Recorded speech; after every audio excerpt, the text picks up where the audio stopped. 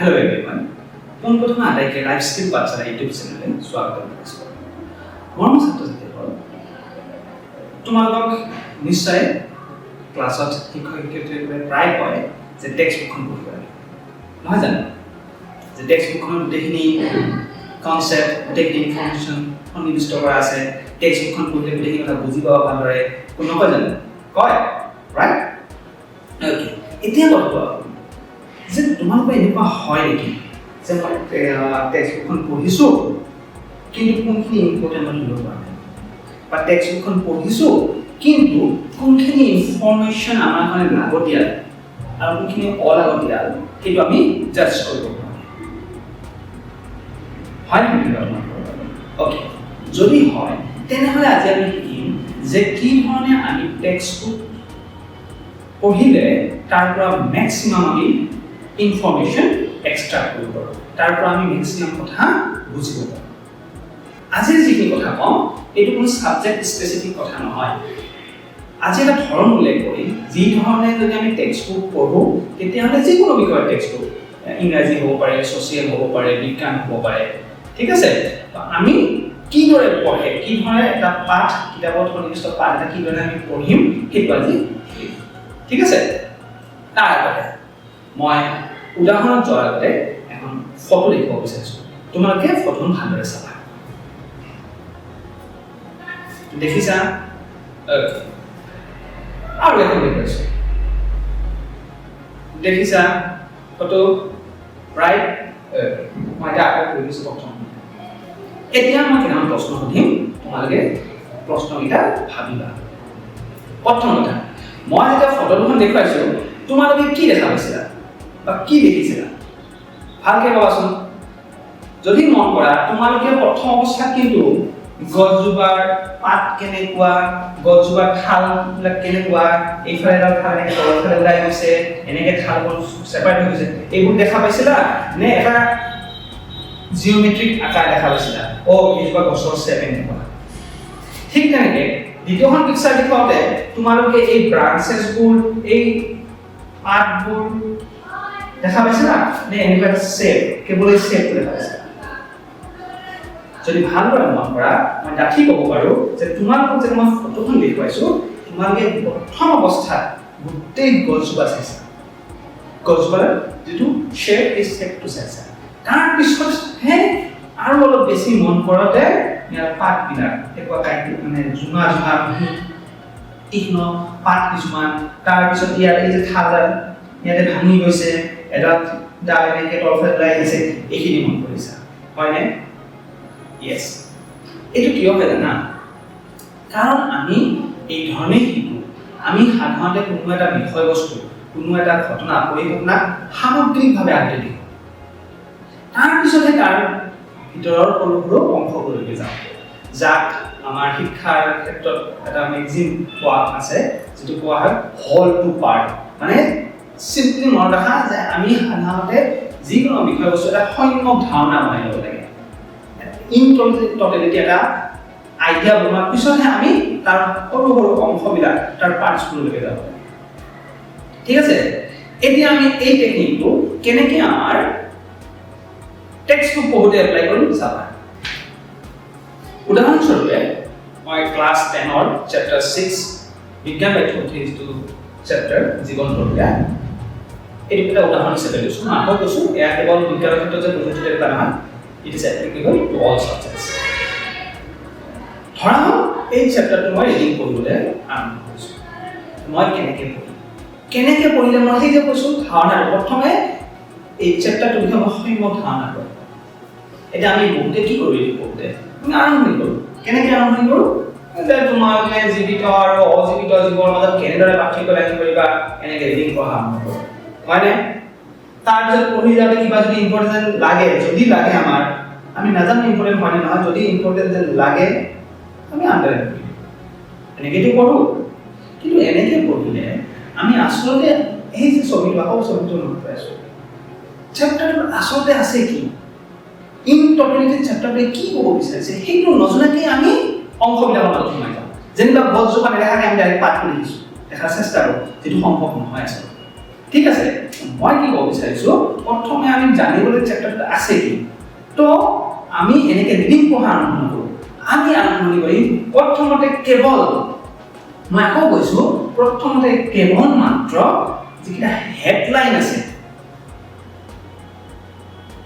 bold letter ডাঙৰ আখৰত যিকেইটা আমাৰ হেডিংছ আছে সেই হেডিংছ কেইটা পঢ়িম যেনে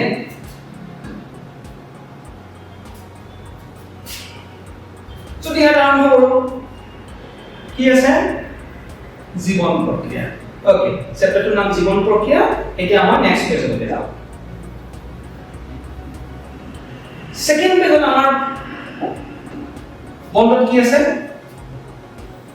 জীৱন প্ৰক্ৰিয়া কি আৰু একো নহয় হ'ব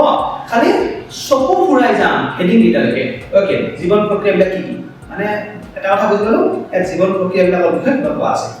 নেক্সট আমি কি যাম নেক্সট পেজ চোৱা পৰিপুষ্টি বুলি দিয়া আছে তাত আকৌ হাত এটা বস্তু মন কৰিবা খালি চাইজতে 6.1 দিছে জীৱন প্ৰক্ৰিয়া কি and 6.2 দিছে পৰিপুষ্টি এটা ধাৰণা এটা হ'ল আমাৰ যে পৰিপুষ্টি চাই জীৱন প্ৰক্ৰিয়াৰ এটা ভাগ বা এটা জীৱন প্ৰক্ৰিয়া নহ'ব পাৰে মই কৈছোঁ কেৱল ধাৰণা এটাহে ল'ব প্ৰথম অৱস্থাত সো আমাৰ এইখন পেজত দেখা পালো পৰিপুষ্টি থাকক নেক্সট কি আছে এইখন পেজত চোৱা পৰিপুষ্টি আৰু স্বকীয় পৰিপুষ্টি এতিয়া নেক্সট পেজলৈকে যাওঁ তেতিয়াহ'লে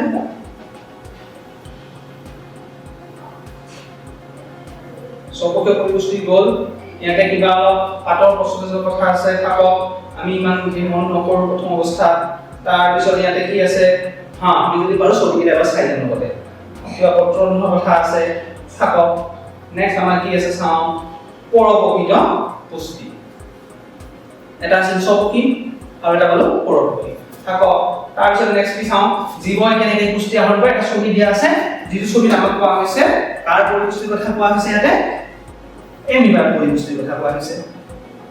হ'ব গম পালো ওকে চেপ্টাৰটো নাম এমিবাৰ পৰিপুষ্টিৰ কথা কৈছে তাৰপিছত কি দিছে মানুহৰ পৰিপুষ্টি হ'ব মানুহৰ পৰিপুষ্টি দিয়াৰ পিছত কি দিছে চাওঁ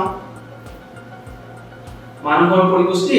নেক্সট পেজটোত মানুহৰ পৰিপুষ্টিত মানুহৰ পাচনতন্ত্ৰ ছবি এটা দিয়া আছে ওকে মনত থাকি কি কথা থাকক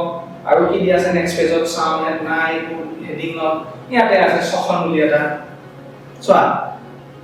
জীৱন প্ৰক্ৰিয়া এটা পৰিপুষ্টিলৈ এটা হেডিং আছে তাৰ আণ্ডাৰত স্বকী আছে পৰকী আছে মানুহৰ পাচনতন্ত্ৰ ছবি এটা লিখা আছিল তাৰপিছত শ্বসন দিয়া আছে শ্বসনত কিবা উশাহ নিশাহৰ কিবা এনেকুৱা খুমাৰ ছবি এটা দিয়া আছে থাকক মই ডিটেইলছ পোৱা নাই কেৱল হেডিংছ লিখিছোঁ চলো ওকে ছবি এটা আছে গ্লুক'জৰ নামত কি বস্তু আমি এই মুহূৰ্তত নাজানো থাকক এইবোৰত কোনো হেডিংছ নাই ওকে নেক্সট বস্তু আমি দেখা পালো যে আমাৰ কিতাপত কি দিয়া আছে মানুহৰ শ্বাসতন্ত্ৰৰ এটা ছবি দিয়া আছে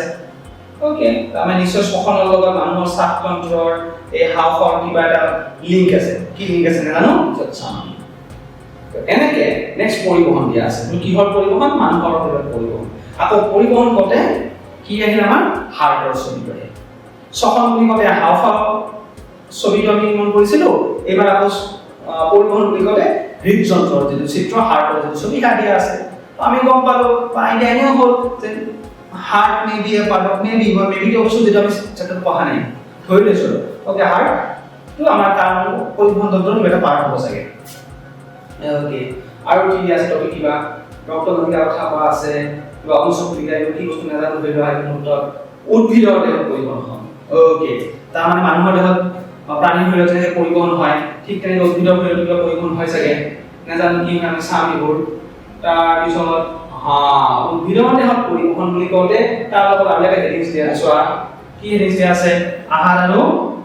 অন্যান্য দ্ৰব্য হ'ব ঠিক আছে এয়া বুজি পালো এয়া এইবাৰ কি দিয়া আছে আমাক চোৱা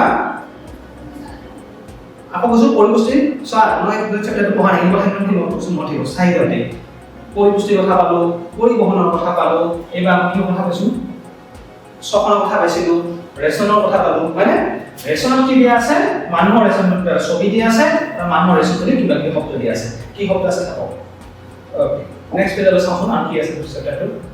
ওকে এটা ছবি দিয়া আছে যেটো ছবি আমাক দেখুৱাইছে নেফ্ৰনৰ গঠন বুলি কোৱা হয় হ'ব এইখিনি আমি চেষ্টা কৰিম পিছত পঢ়াৰ এতিয়া আমি জাষ্ট নাম কেইটা চাম ওকে লাষ্ট টপিক আমাৰ কিতাপখন দিয়া আছে কি উদ্ভিদৰ ৰেচন ক্ৰিয়া তো এইখিনি নাম কিবা আছে টপিকটো আমাৰ আৰু নাই সো এতিয়া মন কৰা যদি আমৰা ভাবা কি আছে চ্যাপ্টাৰটো আমাৰ যে জীবন প্ৰক্ৰিয়াৰ কথা কোৱা হৈছে না জানো জীবন প্ৰক্ৰিয়াৰ কথা কোৱা হৈছে এই জীবন প্ৰক্ৰিয়াৰ ভিতৰত কি শব্দ পালো আমি মই নেজানো এই মুহূৰ্তত কি আছে চ্যাপ্টাৰটোত খালি হেডিং এটা কৰিছো আৰু মন কৰা মই যেতিয়া এক্সপ্লেইন কৰি আছো মানে ইমান টাইম লাগিছে তোমালোকে হেডিং কৰোতে 1 মিনিট সময় লাগিব নহয় জানো হলো কিবা আছিল পৰিপুষ্টি তাৰপিছত কি আছিল পৰিপুষ্টি ভাগ আছিল স্বকীয় আৰু পৰৱৰ্তীত তাৰপিছত তাতে পৰিপুষ্টিতে মানুহৰ পাচন তন্ত্ৰৰ কথা কোৱা হৈছিল তাৰপিছত শ্বসনৰ কথা কৈছে তাৰপিছত পৰিবহনৰ কথা কৈছে তাৰপিছত কি কথা কৈছে ৰেচনৰ কথা কৈছে এইকেইটা শব্দ এইবাৰ কি কৰিম এটা আইডিয়া হ'ল যে এই চ্যাপ্টাৰটো এইকেইটা বস্তু লিখা হৈছে এইবাৰ আমি ডাইৰেক্ট আকৌ প্ৰথম ৰিডিং কৰিম নেকি নে বেলেগ কিবা কৰিব আছে এইবাৰ কি কাম কৰিম আমি এই যে কিতাপৰ শেষত তুমি কি শিকিলা বুলি কেইটামান পইণ্ট দিয়া থাকে হয়নে এই পইণ্ট কেইটা মই ঠিক হেডিংছ পঢ়িম হেডিংছ পালে কি কৰিম এই তুমি কি শিকিলা কি নাম হ'ব জানা এই তুমি কি শিকিলা বুলি ক'লে আমাৰ গোটেই চ্যাপ্টাৰটো যেনিবা সাৰাংশ এটা আছে ইয়াত জীৱৰ জীৱিত অৱস্থা সিহঁতৰ বিভিন্ন গতি বা চলনৰ ওপৰত নিৰীক্ষণ কৰি চিনাক্ত কৰিব পাৰিম তাৰপিছত জীৱ এটা জীয়াই থাকিবলৈ হ'লে কিছুমান প্ৰক্ৰিয়া যেনে পৰিপুষ্টি শ্বসন দেহৰ পৰিবহন অধ্যয়নৰ নিষ্কাশনৰ প্ৰয়োজন আমি এতিয়া জীৱন প্ৰক্ৰিয়া হয় চাগে এনেকৈ যদি পঢ়ো চোৱা শ্বসন দুই প্ৰকাৰৰ সবাদ আৰু অবাদ আমি নাজানো শ্বসন কি কিন্তু এই কথা আমি গম পালো এইখিনি পঢ়ি আছে শ্বসন দুই প্ৰকাৰ তো এনেকৈ আমি এই লাষ্ট পইণ্টৰ উদাহৰণ হিচাপে লৈছো মানুহৰ বৃক্ষৰ দ্বাৰা উপজাত প্ৰবৃত্ত নাইট্ৰজেন জাতীয় গেছৰ বৰ্জন কৰা হয় কি বৰ্জন কৰা হয় নাইট্ৰজেন জাতীয় বৰ্জিত কৰা হয় চোৱা চ্যাপ্টাৰ পঢ়াই নাই কিমান কথা আমাৰ মন কৰিব হৈছে নেক্সট কি কৰিম তেতিয়াহ'লে মই ভাবো ধাৰণা এটা হোৱাৰ পিছত আমি যদি পঢ়া আৰম্ভ কৰোঁ তথাপিও আমাৰ মাজত কনফিউজন থাকিব পাৰে কোনটো ইম্পৰ্টেণ্ট হয় কোনটো ইম্পৰ্টেণ্ট নহয় তো আমি কি কৰা উচিত আমি এবাৰ প্ৰশ্ন চকু দিব উচিত মই প্ৰশ্ন কষ্ট কৰিবলৈ কোৱা নাই তোমালোকক মই কৈছো কেৱল প্ৰশ্নটো তেতিয়া চকু ফুৰাবা মানুহৰ বৃক্ক কোনটো তন্ত্ৰৰ অংশ কোনটো তন্ত্ৰৰ অংশ ওকে মানুহৰ কোনটো তন্ত্ৰৰ অংশ বৃক্ক এটা বৃক্কটো কোনটো তন্ত্ৰৰ অংশ এইটো সুধিছে এইটো আনসাৰ কৰিব লাগিব জাইলামৰ কাম স্বকোষিত পৰিপুষ্টি কি প্ৰয়োজন কিবা পাৰিবাৰিক কোনো পাচনত লাগতি এনেকৈ প্ৰশ্নকেইটা যেতিয়া পঢ়িবা তোমালোকে নজনাকে তোমালোকৰ ব্ৰেইনে এই প্ৰশ্নকেইটাৰ উত্তৰ বিচাৰিব এতিয়া যেতিয়া কি কৰিবা প্ৰথমৰ পৰা ৰিডিং পঢ়া আৰম্ভ কৰিবা জীৱন প্ৰক্ৰিয়া এতিয়া যেতিয়া পঢ়া আৰম্ভ কৰিবা এতিয়া সেই প্ৰশ্নবিলাক তোমাৰ কিন্তু নজনাকে কিন্তু তোমাৰ সাবকনচিয়াস মাইণ্ডত আছে যেতিয়া ৰিডিং পঢ়া আৰম্ভ কৰিবা অলৰেডি তোমাৰ ধাৰণা আছে চ্যাপ্টাৰটো কি আছে প্ৰশ্নৰে তোমাৰ ধাৰণা হৈ গৈছে অলৰেডি তুমি নজনাকে তোমাৰ সাবকনচিয়াস মাইণ্ডত ফিট হৈ গৈছে এইবাৰ যেতিয়া ৰিডিং পঢ়া আৰম্ভ কৰিবা নহয় চাবা কোনটো প্ৰশ্ন কোনখিনি লাগতীয়াল কোনখিনি অলাগতীয়াল গোটেইখিনি কথা ঠিক আছে এটা শুনা এনেকুৱা লাগিব পাৰে যে এইখনে পঢ়িব আমাক সময় বেছি লাগিব না আগতে যদি তোমালোকে 3-4 4 পঢ়িব লাগে চ্যাপ্টাৰটো তাৰ পিছত কিছু বুজি পোৱা এইবাৰ এইখনে পঢ়িলে এবাৰ দুটা আগতকে বহুত বেছি বুজি পাবা সময় কিমান মিনিট এক্সেস যেন লাগিব 1 মিনিট সময় এক্সেস যেন লাগিব হেডিংছ লাইন কিটা পঢ়োতে 5 মিনিট সময় তোমালোকৰ লাগিব আমি কি শিকিলো আৰু 5 মিনিট এটা সময় দিবা প্ৰশ্ন কিটা তো 10 পৰা 15 মিনিট সময় যদি এক্সট্ৰা দিয়া এই 15 মিনিট সময় তুমি আপোনালোকে গোটেই চ্যাপ্টাৰটো এটা সম্যক ধাৰণা কি গছজোপাৰ দৰে গছজোপা যেনেকৈ এটা ডাঙৰ চালত গছজোপা দেখিছোঁ তাৰপিছত পাতবিলাক যাম ঠিক তেনেকৈ সম্যক ধাৰণাটো পাবা তাৰপিছত এটা এটাকে যেতিয়া পঢ়ি যাবা নিজেই মন থাকি যাব তোমালোকৰ কোনটো ইম্পৰ্টেণ্ট নহয় কোনটো প্ৰশ্নটো কোনখিনি হ'ব পাৰে আটাইখিনি কথা সো আশা কৰোঁ এই ধৰণে যদি পঢ়াৰ চেষ্টা কৰা খুব সহজেই টেক্সট বুকৰ পৰা দৰকাৰী কথাখিনি তোমালোকে উলিয়াই দিব পাৰিবা সো উইথ ডেট নট আমি আশাৰে আচলতে যে তোমালোকে নিজেই পঢ়িব পৰা হ'বা যিটো আমি কওঁ চেল্ফ ষ্টাডি আৰু শিকাৰ কাৰণে কিন্তু এইটোৱে মূল মন্ত্ৰ আনে তোমাক শিকাব নোৱাৰে যেতিয়ালৈকে তোমালোকে নিজেই নিশিকা আৰু নিজে শিকাৰ এইটো এটা ঠিক আছে সো আজিলৈ এৰিছোঁ আশা কৰোঁ ইয়াৰ পৰৱৰ্তী ভিডিঅ'ত আকৌ